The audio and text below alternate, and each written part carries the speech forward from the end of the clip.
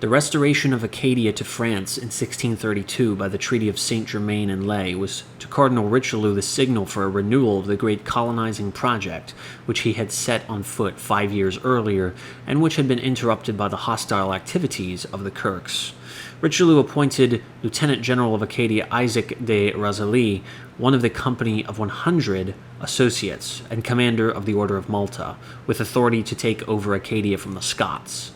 Razilly brought out with him 300 settlers, recruited mainly from the districts of Touraine and Brittany, the first considerable body of colonists to come to the country. He was a man of more than ordinary ability, of keen insight and affable manners. The commander, wrote Champlain, possessed all the qualities of a perfect sea captain. Prudent, wise, industrious, urged by the saintly motive of increasing the glory of God, and of exercising his energy in New France in order to erect the cross of Christ and plant the lilies of France therein.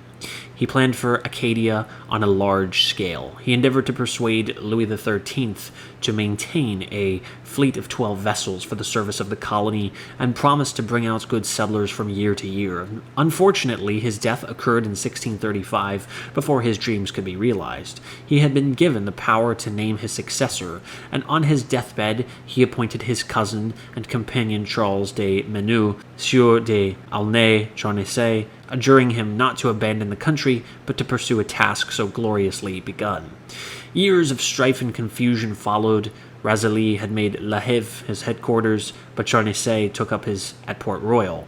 This brought him into conflict with Charles de la Tour, who had now established himself at the mouth of the river St. John, and whose commission from the king, giving him jurisdiction over the whole of Acadia, had apparently never been rescinded. The king, to whom the dispute was referred, instructed that an imaginary line should be drawn through the Bay of Fundy to divide the territory of Charnisay from that of La Tour.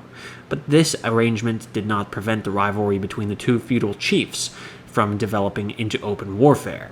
In the struggle, the honors rested with Charnisay. Having first undermined La Tour's influence at court, he attacked and captured La Tour's fort, St. John. This happened in 1645.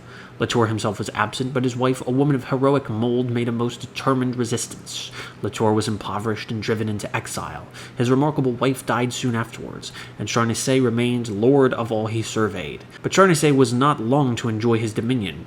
In May 1650, he was thrown by accident from his canoe into the Annapolis River and died in consequence of the exposure.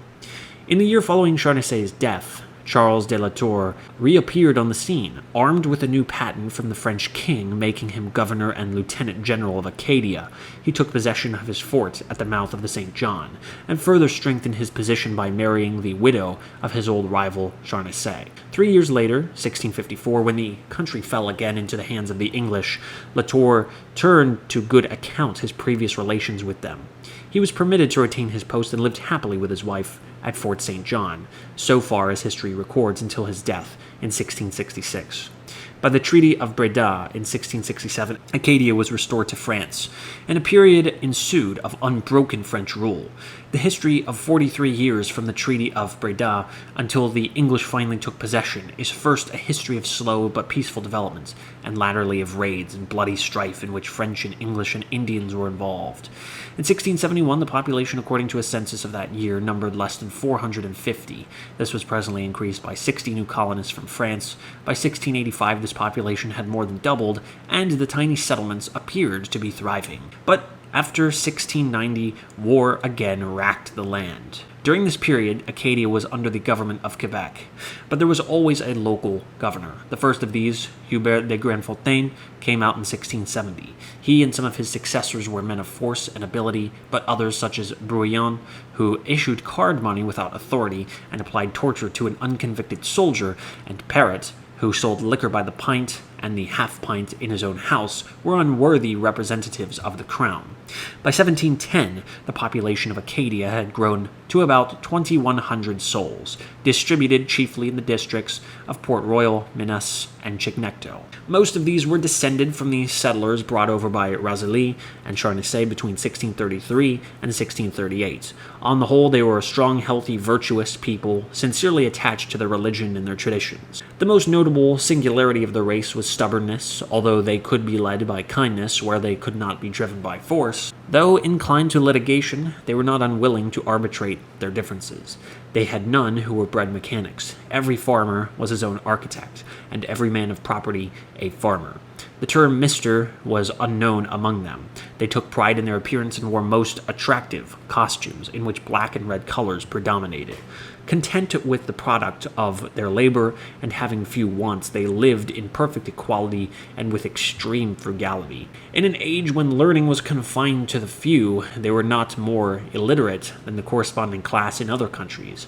In the summer, the men were continually employed in husbandry. They cultivated chiefly the rich marshlands by the rivers and the seas, building dikes along the banks and shores to shut out the tides, and made little effort to clear the woodlands. In the winter, they were engaged in cutting timber and wood for fuel and fencing, and in hunting. The women in carding, spinning, and weaving wool, flax, and hemp, of which their country furnished abundance. These, with furs from bears, beavers, foxes, otters, and martens, gave them not only comfortable, but in some cases handsome clothing. Although they had large herds of cattle, they never made any merchantable butter, being used to set their milk in small noggins, which were kept in such order as to turn it thick and sour in a short time, of which they ate voraciously. The lands which the Acadians reclaimed from the sea and cultivated were fertile in the extreme. A description has come down to us of what was doubtless a typical Acadian garden. In it were quantities of very fine well-headed cabbages, and of all other sorts of pot herbs and vegetables. Apple and pear trees brought from France flourished. The peas were so covered with pods that it could only be believed by seeing. The wheat was particularly good. We read of one piece of land where each grain had produced 6 or 8 stems, and the smallest ear was half a foot in length, filled with grain. The streams and rivers, too, teemed with fish. The noise of salmon sporting in the river sounded like the rush of a turbulent rapid, and a catch, such as 10 men could not haul to land, was often made in a night. Pigeons were a plague, alighting in vast flocks in the newly planted gardens. If the economic progress of the country had been slow, the reason had lain, not in any poverty of natural resources, but in the scantiness of the population, the neglect of the home government, the incessant turmoil within, and the devastating raids of English enemies.